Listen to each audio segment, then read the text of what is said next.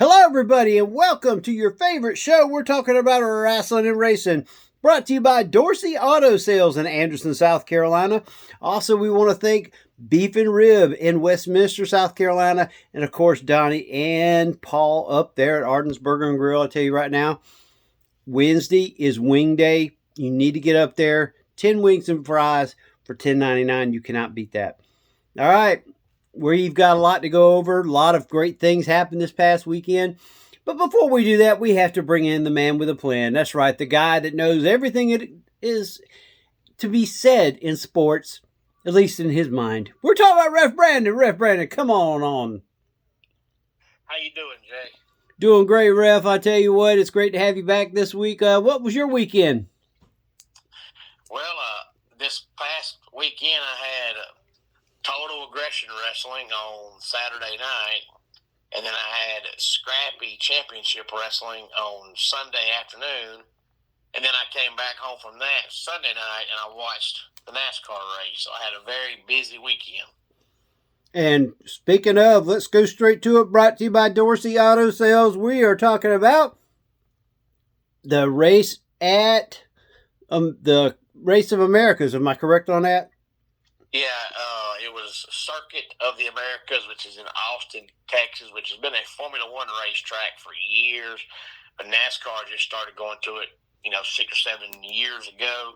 But the full name of the race was the Duramax Texas Grand Prix, powered by Relodyne. So we'll just call it Circuit of the Americas. Sounds good to me. Well, Ref, Tyler Reddick won the first race, Daytona 500, which is the big race. He snuck into Atlanta and ripped that one away. And then he did something that had never been done before. Won the first 3 races of the year.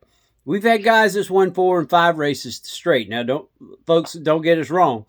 But the first 3 races of the year is what he did, and it had never been done before.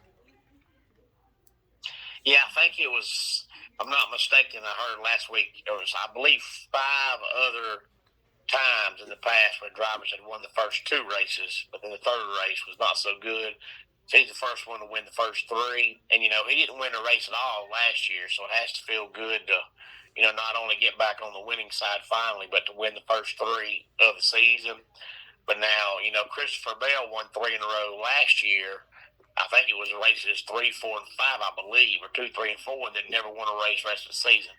So you hope for Tyler Reddick's sake that he finds another win somewhere and don't win the first 3 and then not win a race the rest of the season. But even if he does it, it's definitely a good season. And he already has a 70-point lead in the points, which I know is 3 races in, but a 70-point lead, unless he just has a couple of bad races, he's got a pretty comfy lead for a pretty good while now. I was about to say, that lead that he's got is going to help him out a lot. As long as he doesn't blow an engine, something like that, and finishes 43rd 2 or 3 times, I think he'll be all right. Yeah, I think so too. Well, Van Bergen there at the end tried to get close, but he just used up every bit of that car that he was driving, the number 97 car. Ross Chastain had a decent race. He won the first stage. And Kyle Busch, your guy, was, fighting it out right there towards the end. So our drivers are definitely keeping up with the leader right now. Yeah, and Kyle Busch is not running up front, but he's definitely already running better than he did last year. But, of course, this weekend is Phoenix, so it's the first actual true, mile or mile and a half race of the season. So we'll find out Sunday how much progress the team has made. But, they're definitely maybe not be finishing a lot higher, but they're running better than last year. I agree with you. All right. Well, Ref, let's go straight to the WWE. We had Elimination Chamber this past weekend. And, of course, with that came, it was basically, 4 or 5 matches? If I'm not mistaken, 4 matches I know of. The Women's Elimination Chamber, which was actually pretty decent. They had some great different things that they pulled out. And Rhea Ripley gets the win. What was your thoughts about that match?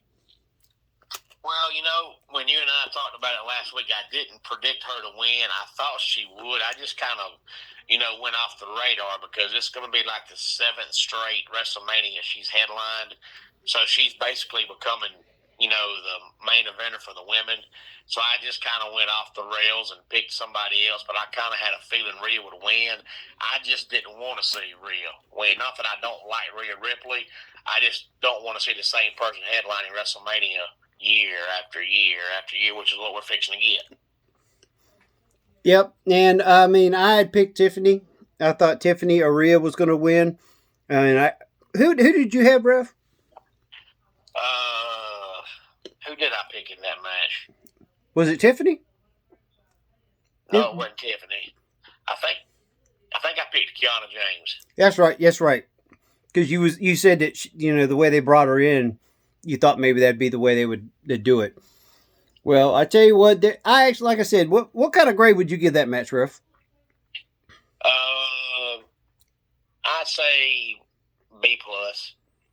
I give it a B too. I didn't give it a B plus. I gave it a B. I think there was a lot of missed moves. There was a lot of opportunities to do some things. If you're not going to give Alexa Bliss a push, don't put her in the match. I don't understand. They keep putting her in things like that and then don't even let her get past, the first one. So it just seems like a waste of talent, or if she just doesn't want to be a champion, or I don't know. I just think if you're not going to use her correctly, just, you could have brought Kiana James in there. You could have also put one of the other lady wrestlers in there. Just, you know what I'm saying? It just seems like go ahead and freshen it up now and go ahead and start building your star power for the future. She seems like she is the LA Knight of the women. She's in every main event spot, but never does anything. Now, the difference is she has, at least in the past, won heavyweight belts. It's been a while, but she has, where LA Knight's won nothing. But as far as, what's happening right now, it seems like every big-time spot, Alexa gets put in it, but never wins. Other than, of course, the women's tag titles, which me and you kind of have a feeling that title really doesn't hold a lot of water anymore. No. All right. We go from that to CM Punk versus my guy. Punk gets the win over Finn Balor. What was your thoughts on that match? I thought it was a good match. I wouldn't say it was a great match, but I'd say it was a good match. I agree with you. I think there was a lot of things that they could have done, but they didn't do. But I think for what it was, I think, of course, we'll get into what happened on Raw, but Finn Balor, I have a feeling we're looking at the next AAA champion.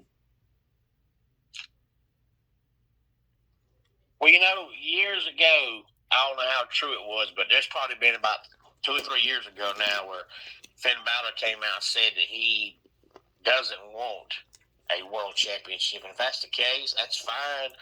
But, if that's the case, why put the guy in title match when you already know he's not winning? But, is an AAA world title same thing as a, Raw world title or SmackDown world title? I don't know. But, Finn says he just wants to have fun and not worry about, heavyweight titles.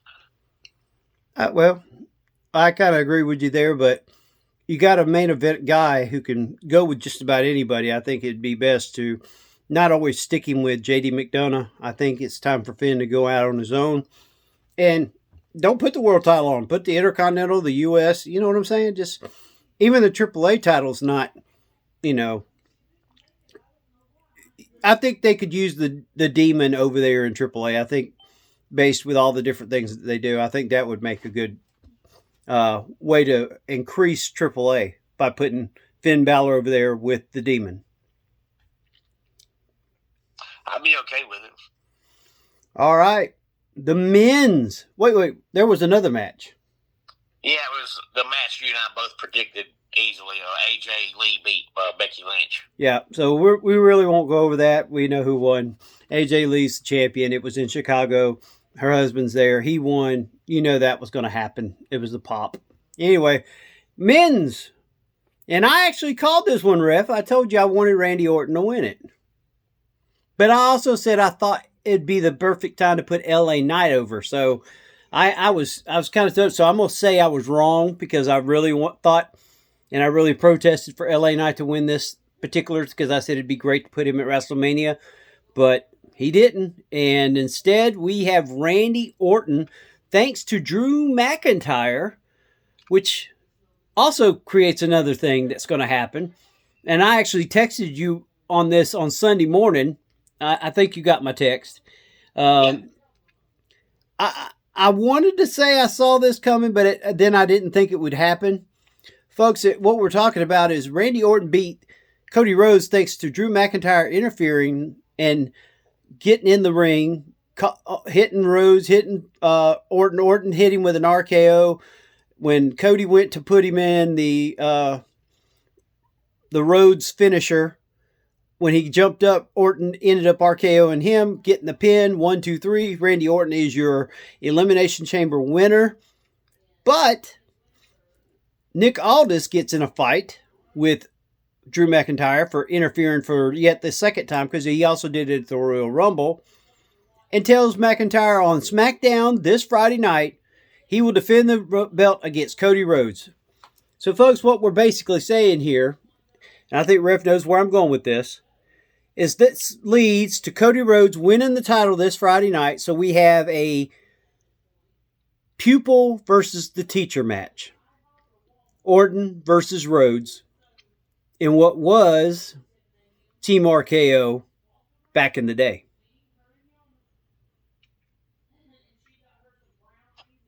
Well, there's several things they can do. They can do that, but also, if you remember a few months back, it looked like there was a feud between, Drew McIntyre and Cody Rhodes and Fatu. So I could see Fatu coming back here and somehow, some way getting forced into this match at WrestleMania where it's like a triple threat match or a fatal four-way match, because as of right now, Fatu has no match. So I could see him going, several ways. But, Nick Aldis says he wants to wrestle again, but so far, since he signed and become the GM, he hasn't wrestled again. So I'd be okay with it. But when he ain't wrestled, as long as he ain't wrestled, can he still wrestle? From what I understand, he stays in shape. He does work out in his gym that him and Mickey James has on their farm. And he does have independent wrestlers come in there and they work out together. I'm calling this. I'm saying it's going to be Drew McIntyre versus Nick Aldis at WrestleMania. Nick Aldis gives up his GM job. Who takes over? That's the curious question, if that really does happen or if he gets to keep it. But that's my thoughts, Ref. What was your? Do you see this coming the way I'm kind of stroking it a little bit? I don't. I think it's something the fans want to see, but I don't think it looks like they've been saying now for 3 months that Adam Pearce is going to wrestle because all the stuff he's been doing on Raw so far, he ain't wrestled. I think the fans want to see Nick wrestle, and I think the fans know that Nick can still wrestle, but I don't think he's going to. I see it because for the simple fact, if the fans want it, and you're having trouble selling tickets for Vegas, I think it's time you put in who you want for WrestleMania for the fans so they'll buy tickets to come see it. Because if not, you don't want to see all those empty seats at WrestleMania. It's either going to be a fatal four-way between Drew, Cody, Randy, and Fatu, or Drew McIntyre is going to threaten Nick Aldis, and that's where Fatu comes back and steps in Nick's place, and it's Drew McIntyre versus Jacob Fatu. That could happen. Well, let's talk about Raw. We got a new Intercontinental Champion. And if you want to go by the storyline of the stupidity that happened, we forgot one thing that happened in Elimination Chamber. The box. The box opened up. Out came a bunch of dancing vampires and Danhausen. Now, normally I was a Danhausen fan, but this got boos from the crowd. The fans did not like it. They thought it was the stupidest thing, like WWE was going back to their 80s type thing that was good back then, but now people don't want to see that. Uh, Danhausen is talking to Pierce, tells him what he wants, gives him a piece of paper that apparently had been dropped in a commode, and then out comes the Judgment Day. Danhausen puts a curse on Cody Rhodes, not Cody Rhodes, on Dominic Mysterio. Mysterio turns around, looks at the guys, they laugh, they turn back around, Danhausen's disappeared. He goes to the ring and gets beat by Penta, who is now our new Intercontinental Champion, which leads to several different ways they can go in storyline for WrestleMania, but they got to build it up quick because we've got 5 weeks to do a show. And if anybody listens to Busted Open, Mark Henry and Bubba Ray was with Paul Heyman, and he said they was having trouble getting everything on the storyline. He said, why don't we work on the storyline for next year at Saudi? Because if you can get Saudi done, then doing WrestleMania for this year would be a cakewalk because you already know what you need to do to build up for it. Because you got to sell tickets for Saudi, and Saudi's going to want tons of money per ticket. It's already been said that some of the ticket prices that they're going to be asking for is outrageous. I don't know, Riff. You tell me your thoughts. Well, you and I have talked. I'll start with Danhausen. You and I have talked before about Danhausen, and I guess I've just been watching wrestling too long. I've just seen too many of the crazy, goofy, spooky face paint gimmicks that they just don't do it for me. So I don't like any of them. So I've never been a Danhausen fan. Never have. And it's not anything against him. It's just I've seen that gimmick done 5,000 times. It's just I'm tired of seeing it. But I think so many people are convinced that Chris Jericho's coming to WWE. I think everybody was convinced that box was Chris Jericho. So I think anything besides Chris Jericho was going to be a letdown because everybody's convinced that Jericho's coming. And he might be coming, but I don't think he's going to come in a box. But the fans are so convinced Jericho's coming that I think anything outside of Chris Jericho Saturday was going to get booed because everybody thought it was Chris Jericho. But I've just never been a Danhausen fan. But, back in the old days, you were talking about WrestleMania next year. Back in the old days, that's how you booked wrestling, was you booked backwards. And you started with Z and worked backwards to A. But nowadays, they're so strict on physicals and injuries that it's hard to do that because you might have a plan in place for, 8-9 months from now, but how do you know that both guys or either guy is going to be available in 8 or 9 months? So it's hard nowadays to book like that because, back in the old days, guys wrestled 300 days out of the year and you wrestle with injuries. But now if you get a shoulder strain, you're out 3 months. So it's hard to do long-term booking when injuries are a very, very, very, very key important thing in wrestling nowadays. Yeah, I agree with you. But I don't know. First thing is on Jericho. It's already been said many times. Jericho is still under contract with AEW. AEW allowed him to take time off for Fozzy, time off for his cruise, time off for to do some. I understand he's also been doing some TV stuff for. I don't know if it was Netflix or one of the other Paramount. Anyway, and the deal was his contract would be extended for the days he's missed. So his contract is still good for another, what I understand, 5 months. So people need to get Jericho out of their mind for WrestleMania and probably SummerSlam. I hope he don't come, only because he's 55 years old. So even if the man does sign back with him, he's probably only got 5 matches left. That's at the most. So if he does come, it's going to be like an authority figure type thing because he can't hardly wrestle anymore. I agree, and I don't see him leaving AEW until he's ready to go into the Hall of Fame. I could see him being the surprise, WWF Hall of Fame, or excuse me, WWE. I keep going WWF because we've been talking about old stuff, but I could see him doing that for the Hall of Fame. And speaking of the Hall of Fame, you see they're finally putting in Demolition this year. Exactly. I was going to bring that up there towards the end. Demolition is finally going into the Hall of Fame. Long overdue. Really long overdue. I know there was different things that was keeping them out of it, but apparently that's all been resolved, and Demolition will be into the Hall of Fame. And the only question is who's going to headline it. I think it's going to be AJ Styles. I don't think Stephanie McMahon's going to take that from him. He's done more for the business than she has. I know it's Triple H's wife, but I think she'll be the one either at first or she'll be right before him when it comes time for the induction.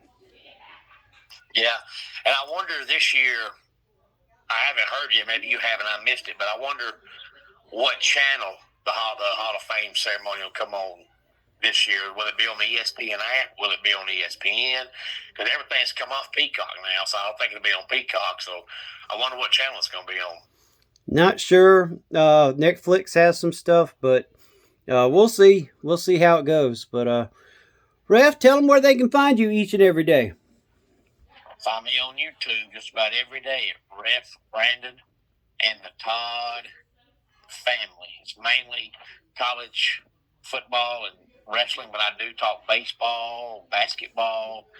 I have top 10 countdowns that sometimes aren't about any kind of sport at all. So check me out almost every single day on YouTube. All right, there you heard it, folks. And don't forget to go by Arden's Burger and Grill in Central South Carolina. See Donnie and Paul. They will take care of you. This Wednesday, of course, is Wing Deal. You've got to go by and get some wings. And then if you're not there, if you're a little bit further down in Westminster, stop by Beef and Rib. Angie and Jill will take care of you down there. Best home cooking you ever had. She will take care of you. And then we also want to thank our main sponsor, Dorsey Auto Sales here in Anderson on Whitehall Road. If you need a good running used car, go see Dorsey Auto Sales. Every once in a while he has a new one, but right now he's basically lots of used cars, lots of inventory. It's tax time. People are going to be getting them. Make sure you go to Dorsey Auto Sales when you get your taxes because he will treat you right. I have a car from him, so I can tell you it has been great. I mean, the car runs perfect for me. I have no issues with it. And great gas on gas. I mean, everything he told me about the car was good. Go by and see Dorsey Auto Sales. You will not regret it. Well, folks, we want to thank you for joining us. Ref, anything you want to say real quick before we get out of here? No. This weekend, I got another wrestling show in Cornelia, Georgia for Nerd U at Championship Wrestling. So that's where I'll be this upcoming Saturday. Folks, make sure you go out, see Ref Brandon, and support independent wrestling. I tell you what, some of the best shows are the independent wrestling shows. These people are hungry. They're out there to entertain you. They give you great family fun at a great family price. You cannot beat it. Make sure you go out and support local professional wrestling. It is some of the best shows you can see. And if you're lucky, and I have to tell you this, you have to be lucky. The boss, that's right, the boss may be somewhere. And when she shows up, it's a sellout. So make sure you go out and get your tickets early because you never know when the boss might show up. Am I correct on that, Ref Brandon? That's right. There you go. Ref Brandon knows where the boss is at all times. So make sure you get with Ref Brandon. Hey, if you're not sure, make sure you hit him up on his YouTube channel. Say, hey, is the boss going to be in Cornelia, Georgia? Is the boss going to be at the Southern Fried Championship Wrestling? Is the boss going to be at whatever Championship Wrestling? He'll tell you yes or no because I tell you right now, worth the price of admission is to see the boss. There you go, folks. All right, well, we appreciate you joining us here on Rasslin and Racin, brought to you by Dorsey Auto Sales. Also, we want to thank Arden's Burger and Grill and Beef and Rib. Thanks for joining us.